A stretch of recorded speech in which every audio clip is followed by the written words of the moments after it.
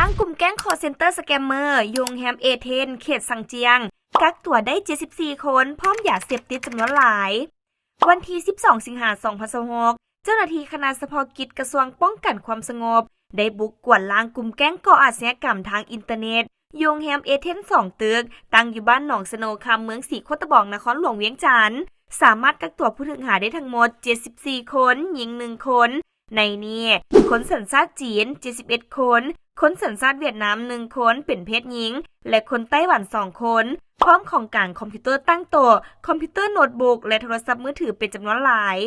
นอกจากนั้นยังพบสิ่งเสพติดที่ผิดกฎหมายหลายรายการคือเม็ดสีส้มผงสีขาวผงสีเหลืองก้อนใสคล้ายคือสะเก็ดน้ำแข็งสารตั้งต้นสิ่งเสพติดพอดเค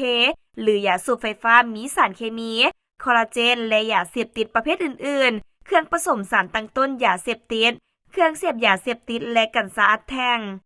เจ้าหน้าที่จึงได้นำตัวพ่อเกียวพร้อมของกลางจำนวนดังกล่าวมาดำเนินการสอบสวนเพื่อขยายผลหากลุ่มแก๊งร่วมขบวนการมาดำเนินคดีตามระเบียบกฎหมายต่อไป